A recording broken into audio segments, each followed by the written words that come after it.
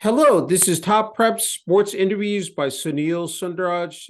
Today, I'm happy to be speaking with Ethan Robinson, a junior at St. Thomas of Canterbury College in Christchurch, New Zealand, and a shooting guard and point guard on the basketball team. Ethan, once again, thank you for taking time out to speak with me today. And it's great to be speaking with someone, as said, in another part of the world here in New Zealand. Can you talk about right off the bat playing basketball, as said, for St. Thomas of Canterbury College?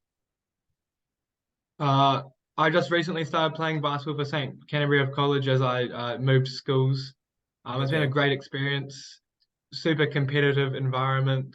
Every day we're all training together and making each other better.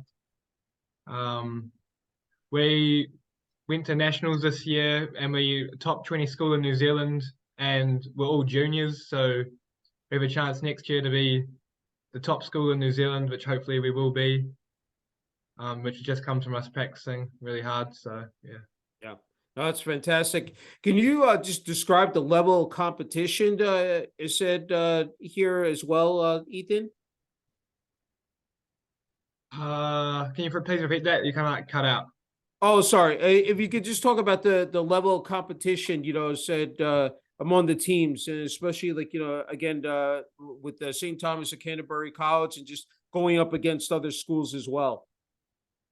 Yeah, so the level here is pretty high. We've had Hunter Adam, who just recently committed to Davidson, and a player called Nick Book, who just went to Oak Hill Academy in America, obviously. So the level here is uh, it's pretty good level, really good competition. We've been able to compete against them quite a lot. I've played against them for probably the past 4 years. So I'd say the level's pretty good. That's great to hear. Hey, when it comes to the game of basketball, I'm wondering, Ethan, what are some of the intangibles, like in terms of playing the sport? What makes it so, I guess, special and unique to play? Personally, I had to ask you about that. Well, originally I grew up in a rugby household, so my father was Yeah. a professional rugby coach. So Hmm. I've always been around the game of rugby. And then at my primary school I went to, so in year eight, which is just before you go into high school, freshman year, Hmm. Hmm. the school offered basketball as a choice as we didn't have a rugby team. So I Okay. thought I'd do it just for a bit of fun. And I just fell in love with the game, like super fast pace, lots of scoring. It's not, you don't really have any slow moments in basketball. It's always 100 miles an hour. Everyone's Yeah. sprinting around. Yeah. The physicality side of basketball, I really enjoy as well, coming from that rugby background. So Hmm. I just fell in love with the game, just every aspect of it, really. Yeah. I'm wondering when that first time, I'm wondering if you could recall like taking the court, picking up a basketball and just starting out. What were those moments like for you, Ethan? So my coach told me to go set a screen, and I didn't Yeah. know what a screen was. So I ended up just running straight into the player and bowling him over, which was pretty funny looking back. Yeah. Obviously, I wasn't allowed to do that, but yeah. Yeah. Oh, that's great. Okay. Thank you for sharing that. Hey, you know how it is. It's a year-round process in terms of you want to be the best, at your at and the fact that you play, you're not only a shooting guard but pointing guard. So just talk about, the fact of improving your fundamentals, your skills, just really staying up to date with that. I had, just I was just, curious about that part of, the game. Yeah, well, I've been playing for 4 years, so obviously I still have a lot of learning to do. Still Hmm. pretty new to the game, but Yeah. I've always just been trying to work on my game. And the St. Thomas basketball coach, his name's Joe Hammond. He's really been there and given me all the advice I've ever asked for, just like different drills and like skills to help me progress my skills, like just doing the ball handling every single day, passing against the wall, Yeah. then getting my form right, shooting every single day, working on my defensive stance and just lateral quickness to make sure I'd be able to compete and then just playing well up levels. And Yeah. then No, yeah. Go ahead. yeah. Oh Yeah, sorry. no, excellent points you make there. Like, because the fact that playing both the offense and defense. So let's talk about your specific, positions on the court. I mean, that's it's great to have that flexibility in terms of being, I said, a shooting and point guard. There's a lot of, again, responsibilities that come with those positions, especially the point. I mean, you're basically the quarterback of the team. I'm warning just in terms of those positions, just working, again, on your craft, but just, again, as you said, just developing year after year, and the fact that in the short amount of time, you've definitely been able to pick up quite a bit on the game. But just talk about those positions specifically, Ethan. Yeah, I love shooting, hitting threes, like just watching Stephen Curry. So obviously that was a real big thing for me.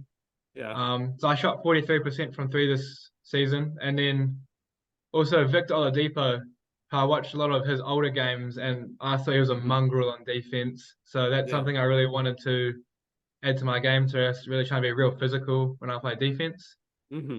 And then obviously playing point guard, you got to be a really good passer. So just working on different passes, how hard I can throw the ball like Yeah. to my teammates and making sure they can catch it, and then recognizing where my teammates like the ball in their hands when I pass it to them, so they can get in the best scoring option available. Yeah, no, definitely. That was one of the questions I was going to ask you. I said later in the interview, what players you definitely, try to emulate. And those are, again, outstanding players, especially, Stephen Curry. I said definitely, I mean, one of the best players, I said in the NBA champion as well, multiple times with the Golden State Warriors. And let's talk about some of the important uh, it said components in terms of strength and conditioning, nutrition, rest and recovery, mental health. Those factor in quite a bit. They're very essential in terms of, again, if you want to just be the complete player. I'm just wondering on your part, on a personal level, like, just incorporating them, how you've been able to do that these last, it said 4 or 5 years, Ethan. Yeah, so a pretty big advantage for me has been my dad being a professional rugby coach. So he's got lots of connections. So Yeah. I had a mental skills coach. His name's Jed Robinson. Okay. And he's really been able to help me with dietary, making sure I get my diet right, and then my mental side of basketball. So always Yeah. being locked in, and just everything mental to come with basketball. So I think him being able to coach me and teach me all that stuff from my dad has been really beneficial to me. Yeah. And then I also have my own personal trainer. His name's Mike Davis. I've already been training for him for about 3 years, and he really focuses on my conditioning and strength as well. So I've been Hmm. doing conditioning with him for as long as I can remember, really.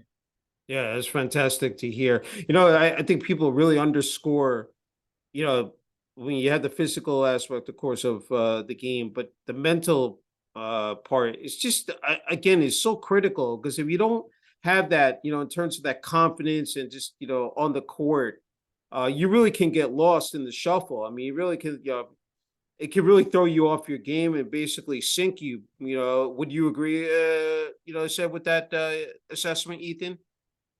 Yeah, I would. When I first started playing basketball, I had a I had really bad body language when I played basketball. Hmm. So obviously, I watched film, recognized it, and that's when I started talking to mental skills coach, and he's helped me come step a long way. So Yeah. yeah, Yeah. No, that's great. Very good to hear. I know that you had sent some information in terms of, what some of the traits you're looking for, in playing for, I said, a basketball team. I think this is really, so vital. And I think it goes to that you're a true student of the game. You really pick up on these nuances because I think, for a player, this, I mean, again, this really, determines whether you have success and failure in terms of that you need that right coach in a program, someone who's not uh, emotional, who's analytical, that you need that strong direction, that knowledge and conversations that will make you the best player possible. Because I think, when you're in a team huddle during a timeout on the bench, and you have the players and coaches are communicating amongst each other, especially the head coach. I mean, especially when you're in crunch time, and especially if fourth quarter you're down, late, and you need that bucket. don't I mean, just talk about that. That really I think is key. Again, to have everyone on the same page here, Ethan. Yeah, I really strive myself on being a great on-court leader. So I always try to make sure everyone's on the same page, every group huddle before big crunch time moments, making sure everyone's in the right mindset.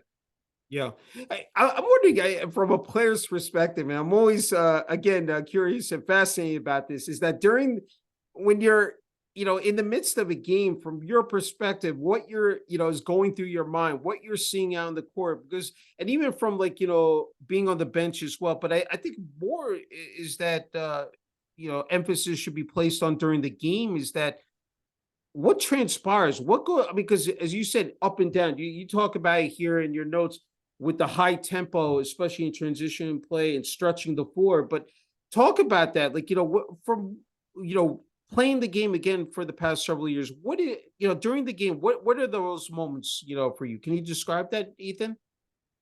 Well, I'm really big on like small details. So Okay. just like from my dad, he's obviously taught me a lot when it comes to playing sport from an analytical sense. Hmm. So in moments like that, I'm always thinking about the real small details to make sure I make the like perfect move. So Yeah. give us the best opportunity to win. Yeah. So just making sure I get the small details right and then trusting my instincts to make the right move.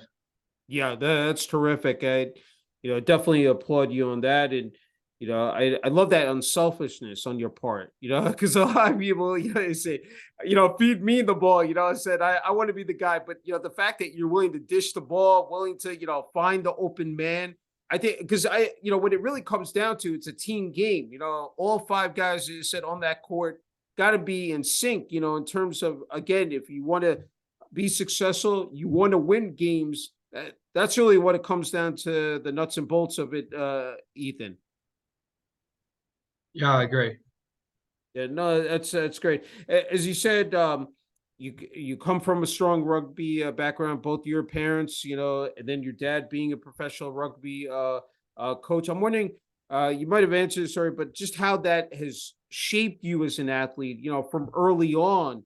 I mean, those are great, of course, role models and mentors to have in your parents. Can you just again, you know, explain to the people out there how much that is meant to you? Well, growing up, I traveled around the world a lot, so I've always got to see what excellence looks like from elite rugby players. So Hmm. that's something I've always wanted to emulate when it comes to basketball, making sure I'm doing everything I can to be an elite basketball player in every Yeah. aspect. So yeah, just being able to see what true elite looks like at a professional level and like behind the scenes, just how hard they've worked their whole lives. Yeah. I think that's the biggest thing. Yeah, no, I agree. I'm wondering, like, because you see rugby as being a very the popular sport now. From your take, in your opinion, like, what do you see? Where do you see basketball fitting into this equation in terms of the rise in the game, and of course, it is a global game, which is just, I think that is awesome. I mean, to see that, and obviously, of course, college, NBA, over here in America, you see so many international athletes. How cool is that to be a part of that movement, to see again, sports, and the game of basketball. I mean, it just I'm sure that's something that really does resonate with you, Ethan. Yeah, it does. I mean, it's really amazing. Basketball is the number one growing sport in New Zealand and Australia, so it's really Mhm. amazing to be a part of that. Yeah, and I don't want to forget also on the Olympic stage as well. That I mean that, and then of course, uh, it's with the qualifiers as well for the Olympics. As we know, it's just not being an athlete; it's being a student athlete. Ethan, I'm wondering, like, just for you, how everybody talks about time management and organization. How have you been able to balance that out? Because it's not easy. You described before. I mean, watching film, you got practices, you have games, you got travel. There's so much involved in it. I'm wondering, like, just how you've been able to, really focus in on that and just, excel. Yeah, at first it was extremely difficult for me, but I sat down with my dad because he knows the ins and outs. So I asked him, how can I Hmm. manage my time better? And we put together a spreadsheet. Okay. And so basically it just lists how much time I've like slotted in for each day when it comes to training, study, film, and then it's got dietary needs, and then just anything extra, and then all my excess time at the end of that, pushing Hmm. weights, like yeah, just everything. So that's really been able to help me make sure I can manage my time better. Yeah, no, that's fabulous. Hey, I wanted to ask you about this social media highlight videos. I know that's something you definitely have tapped into, and I've asked many athletes because I think what to get your name out there, to showcase your skills, what you can do out on the court. I mean, people have been of course uploaded their practice and training sessions as well. I had to ask you. I'm sure that really is pivotal in terms of developing and just again opening up that world and just allowing people into it and seeing what you can do on the court. Can you just again describe that and talk about that part as well? Yeah, well, I think that's a really big part of it, especially coming from a foreign country, not being in America. Coaches over there can't see me play. So Hmm. making sure I put together highlight reels every so often and send them to as many coaches as I can. I just think it's really important because I need coaches to know I'm getting better all the time. I'm working really hard. I'm playing all the time. Yeah. Because without them, I just don't know if I'd be able to have contact with all those coaches. Yeah, no, well said. Hey, something popped into my head, and just in terms of the basketball courts, facilities, because they play an important factor as well. I had to ask you about that, like just over there in New Zealand as well. Um, you know, could you let people know out there here in America and across, like just in terms of how that is improved over the years as well in New Zealand? Yeah, it's been massive. Like schools are putting way more money into upgrading their courts now. So quite a lot Hmm. of schools in Christchurch have rebuilt their like gyms, etc. So our basketball courts are like looking really good now. They're like just amazing to play on. Yeah, no, that's outstanding to hear. Hey, you talked about your family, and you come from again, an athletic family. I said starting, of course, with your parents, but let's talk about your siblings. I said your eldest brother you talked about, who also was a rugby player, but now is an elite surfer. Your younger brother plays sports.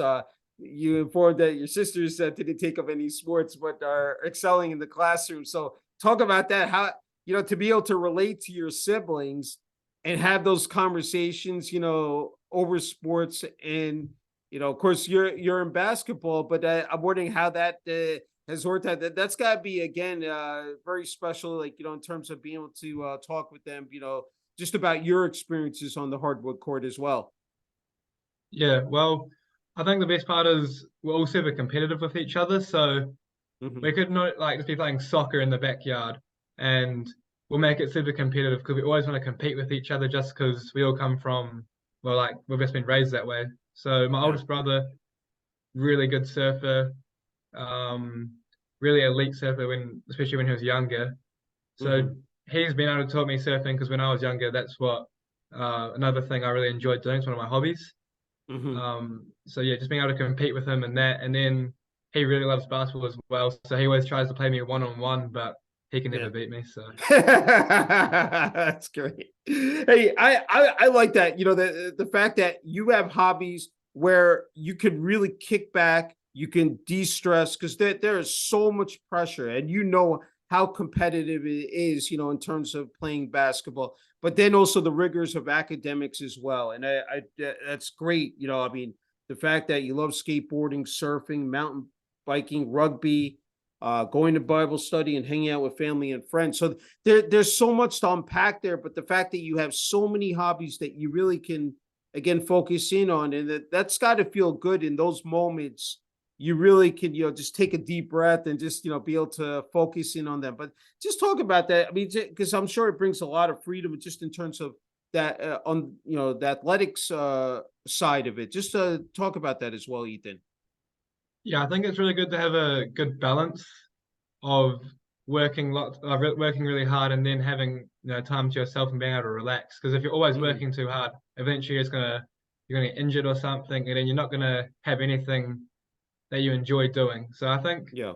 having your hobbies is like a super important. And I think it's really been important to me because my hobbies is kind of how I connect with my family the most, Hmm. just like in the sporting background as well. So Yeah, yeah, I think hobbies and just having a balance is really important.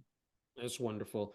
Hey, I wanted to dive into this. You talked about your dreams and goals to be the greatest college basketball player you can be, and to have your number, said hung in the rafters in whatever program you go to. And I know most important is getting your degree with honors and then ultimately playing professional basketball. I mean that those are great. I just had to ask you, I mean, because I think it's really to set the bar high, and I think you want to do that because just talk about that. I mean, to have those aspirations, and then again try to meet them. I mean, it's a challenge, but you're willing to take that on. Just describe that, Ethan. Yeah, I mean, obviously, I know you have to work super hard to achieve any of your goals, Hmm. but I've just been grown up in a household where I know what hard work looks like just watching other professional rugby players. So Yeah.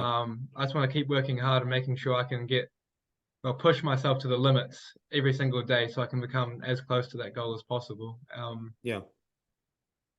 I don't like saying dreams as such because I don't know. I feel like if you have goals, that's just like more realistic kind of thing. Well, Hmm. obviously, yeah, but I just like pushing myself towards my goals, making Yeah. sure I'll be able to achieve them one day. Yeah, no, that's again, that's terrific. Hey, I wanted to ask you quickly just about St. Thomas at Canterbury College in terms of, I guess, the administration, athletics, even like the students there, the support that the basketball team and you have received from them, because I think that's important as well. That that really, in terms of that structure, like from top to bottom, if again, if you want to have a successful program, just talk about that as well, Ethan. Yeah, well, the school is to me, I find it like a brotherhood. So it's an all boys school, St. Thomas, and Okay. everyone there, like no matter what sport it is, we're all super supportive of each other. So the whole Mhm. school goes down to watch the rugby games, basketball games, soccer games, just whatever it is. We all go down to watch and support each other. Make heaps of noise in the stands to, show our Yeah. love for our brothers at the school. So yeah, I think that's really important. That having the school behind your back, it helps you just play better and want to work harder for them. Yeah, no, that's a great point you made because we see it here in America that that student body when they voice their opinion, like they're rooting you guys on. It's just like you get extra kick, that adrenaline rush. I'm sure it kicks in for you, and like you feed off that. So that's important. And talk about the community as well. I think a lot of people. I mean that's just again as essential. Uh, can you just the people around, said the town, like, just in terms of supporting the teams and the basketball, especially in the school as well. Yeah, well, we obviously we went to this was our first ever year going to nationals for New Zealand basketball this year. Okay. So the school really got behind us and helped us with fundraising, making sure like students would come down and support us at our fundraisings and just Hmm. contribute any money possible. And then we had assemblies about it, so the students could stay up to date. We live streamed our games for them so they could watch us play, and they were always cheering us on. Like after every single game, they'd text Yeah. us and be like, "We're so proud of you, boys." They gave us a haka before we left as well, which is a New Zealand Māori tradition. Okay. So that was really emotional for us, and Yeah. yeah, it's just a real community. Like we're all basically just brothers at the school. So yeah. That's amazing. That's I'm so happy to hear that. Before you get the final word, Ethan, I think you're in a great spot here. I just again so impressed just the way you presented yourself. Dressed. Just again, assuming tight. Just nothing but I said the utmost respect for you. What your message for younger kids and athletes out there? Again, and we talk about how much again pressure, competitiveness of athletics, academics. What would you say to them if they're trying to find their way, trying to succeed in sports, move up that ladder because it's not easy to do so. If they're watching this, any advice or message you would give to them. I'd just say, no matter what, no matter how many times you get pushed down, just keep getting back up and keep fighting, because you're going to face adversity in your life, and you never know what it may be or how extreme it may be. But if you keep going, keep working hard every single day, it's going to get better, obviously. And then you can always just push yourself, get to where you want to be. And it's going to be, you'll just feel amazing. Like, just even making a sports team is an achievement within itself. And then once you've made that sport team, like, that's just like, I don't know, if you're a basketball team, that's like 12 brothers with you. And then you just want to keep working harder and harder and harder. But yeah, I just say the biggest thing for younger athletes is just keep working hard no matter what.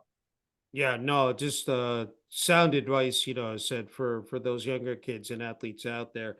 Hey, Ethan, you get the final word and message here for family, friends, teammates, coaches at St. Thomas of Canterbury College, the student body administration and athletic department community. I know that's a lot to, I said, ask out of you, but, just, I wanted to give you the floor just, in terms of what you wanted to say to them. Just wanted to say a special thanks to Joe Hammond, Jack Williamson, Fraser Costley, Ben Constable, Josh Thompson, Mike Davis, and Jed Robinson. They've always had my back no matter what I've gone through. I've always been able to talk to them. If I didn't make a team, they'd always be there like, okay, and let's go work out next morning, like 5 o'clock in the morning, 6 o'clock in the morning, whatever time you want to be there. I'll be there to make sure you can get better and keep developing your skills. So a massive thanks to them, and thanks to my family for, like my dad especially, being able to help me with every aspect of my life, and especially of sport. Well said. Hey, Ethan, just an incredible honor and privilege, being able to speak with you.